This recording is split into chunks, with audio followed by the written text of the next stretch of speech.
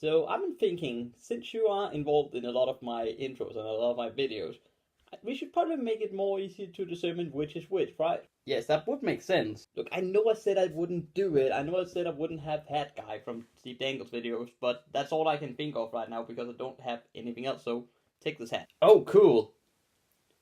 Why isn't it Minnesota themed? No, I don't have a Minnesota cap. This is literally the only Minnesota merchandise I have. You have to stick with the cap.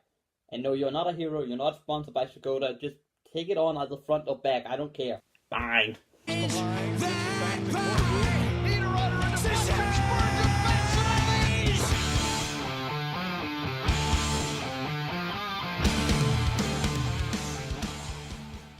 What is up, guys, and welcome to today's video where the Minnesota Wild beat the Anaheim Ducks 5-1, and with that we're gonna celebrate on the channel by having a few changes. The first one is that I decided to kind of scrap the idea of not having an alter ego and not have that secondary character, because I noticed I did it anyway, and because I don't have anything else to distinguish him with, I might change it for something interesting later, but for now, he is basically my hat guy from Steve Dangle's video. I have a name, you know. Wait, you do? Yes, I do. My name is Skoda from now on. Oh, shut up. The second part of the channel changes is that there's gonna be this little clip running 5 seconds, 10 seconds, something like that, with Spurgeon's amazing going on a little bit of an introduction, just to kind of help me go from the intro skit to the video itself, which is going to be a little bit of a transaction, but a really well done transaction. And I didn't do it. I got somebody way more skilled to do it, and I put his YouTube channel down in the description. Please do look him up, see what he can do, because he is also the one who's kind of working on the banner at the moment and a new profile picture, I think. So a few changes to make me look a little bit more distinct, I think, is what's going to happen, which is going to be really, really nice for the channel itself. Now, onto the game, where the Minnesota Wild start by absolutely flying. We skate, we work hard, and we have a good first 2 minutes. This looks very good, and we show that we really are able to skate despite this being on a back-to-back. It might also have helped that Anaheim Ducks defense was absolutely awful throughout the entire game. Jonathan Gibson deserves a medal for not having this go up to 10 goals.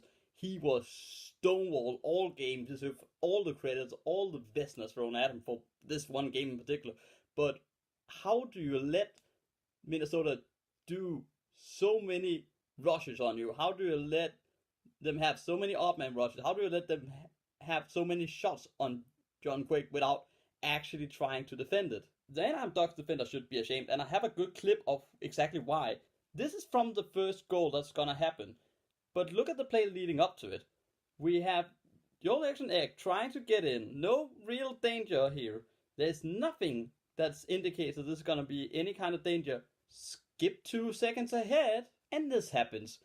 Look at the 5 Anaheim Ducks players all on the right board.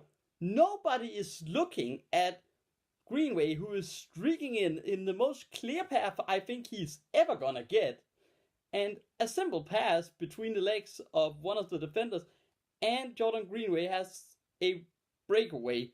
Jordan Greenway, by the way, almost missed this one, despite the worst mistake I have seen in a long time from a defensive core and the forward core as well. Like, collectively, all skaters from the Anaheim Ducks made a mistake, and John Gibson almost saved their butts. Plain and simple, almost saved their butts. Not even the best goaltending in the league would have been able to save a massive defensively communicational breakdown like that was. And that was kind of the theme in the first period. Anaheim tried to be physical. Patrick Eaves especially tried to be physical and be really annoying, really pesty, really feisty. Got a double minor, which led the shot counter to kind of explode for the Minnesota Wild. I think we played probably one of our best first periods. We just ran into the hottest goalie we faced all year. He stopped Stahl, I think, 3 times in that period. One where it was picked across, where he came across really well and stopped the rebound as well. Second one, a really good deflection. Great hogging of the post, stops it. John Gibson was man of the match by far. No doubt about it, he deserved first, second, and third star. Maybe the third star is questionable because there is a Minnesota player who played that one really well. And we go into the second, and then the show starts. Hello everyone, and welcome to part 2 of my amazing magic show. You see, I'm behind the net, and this time I don't have an assistant in Camp Talbot. No. We decided to find somebody from home, a little American called Jason Zucker, and we will make this a duet of a show. Right now, I'm behind the net. Nobody is covering it. There's no way this one is going to go anywhere inside the net. Unless I'm going to use hypnosis on the Ducks defenders. And then we can slowly push up with our beautiful assistant, our beautiful colleague, Jason Zucker. As you can see, we use a stick. Now everyone sleep from the Ducks. Little pass, and it's 2-0. Now, part 2 is gonna happen of our magic trip, because we're gonna turn back time, but reverse roles. A little bit of a time twister, this one. You could tell this is inspired by Doctor Who almost. The Finnish and American collectible. Again, using my stick, I will pass this puck below the goal, where my beautiful assistant Jason Zucker is going to be. And Jason Zucker, he is known for making beautiful passes and a beautiful Zucker punch of a celebration. However, now that he's behind in my position, let's see if he can do the favor and make it just as nice as I did to him. Fantastic pass, and another goal. And that is basically how that second period went. The Granlund Zucker show ran amok, and that show basically led to first Granlund having it behind the net, throwing it out to a wide open Jason Zucker with a beautiful pass as well. And there's no way John Gibson's gonna save that. He was left to right, completely out there. And it's a good shot as well from Zucker, who gets his celebration. I'm not gonna do it now because we decided to have a magic show instead. But a fantastic play, and I think 3 minutes later, it's the same thing. This time it's Jason Zucker who has it behind the net, throws it to the near post. Granlund has taken the route that Zucker took earlier and snipes it short side on Gibson. Again, no chance at all. He has to really adjust. You could almost hear the Anaheim Ducks defenders after the first goal kind of go, okay, we have to stop it. However, they stop the wrong side and give Zucker a lane with his forehand instead of his backhand, which is a lot easier to pass to, and he finds Granlund, who's taking the perfect run in and snipes. One of our best scorers gets that shot, count that in. And Granlund has been really good this season. I really want to point this out. He has been absolutely amazing. I know he got one goal again last game, which was probably an empty netter with like 2 seconds left. Who cares? It's stat padding. But he has gotten a lot of goals. He has gotten a lot of assists. He has been probably our best player this season. And we should probably have gone into the third period 3-0 and potentially more as well. John Gibson still has good save. However, you cannot ignore that Anaheim still has that physicality, still have that little bit of grit to them. They still fight. And credit where credit's due, they get a goal from it. They mainly get this because we go on to the penalty kill, which is never a good idea against a team that likes to have possession, has that old grit to them, and this time is no exception. Puck goes to Pontus Arberg, who scores on Stalock, who flops first, but a little bit premature. Arberg waits and shows really good composure and just roofs us on. Stalock didn't have a lot to do, but he did do well enough in my opinion. I think he had a decent game. I think he took what he had to.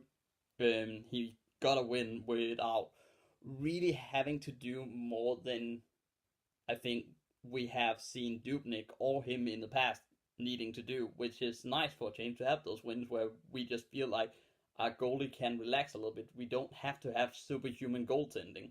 However, Stalock had one moment behind the net where he tried to play the ball, got stripped by Getzlaf, and gave me a heart attack. The upside of Stalock is that he's a fantastic puck player, and he plays the puck a lot, and it gives chances for us. We saw it against Tampa Bay where he basically got an assist on the game winner. And the downside was this, when he plays the puck and gets stripped, because then the net is really vulnerable, And luckily, I think it's Zucker who's in there and kind of swaps it away from the net when it's played in front. But anyways, third period start, and it's a little bit of the same. Still physical Anaheim, not really getting anything going. 10 minutes left of the game, we ice the game in my opinion. A good play by Spurgeon, who turns. Anaheim is caught in a change. Brodin has a wide open lane pretty much, and he just slap shots it past John Gibson, which is his weakest goal. But again, it's a slap shot from the face-off circles. Why do you blame your goalie for that? It's a communicational error and a miscue in the line changes that happened, where again we see 5 Anaheim Ducks players on the wrong side of the ice where the puck is at.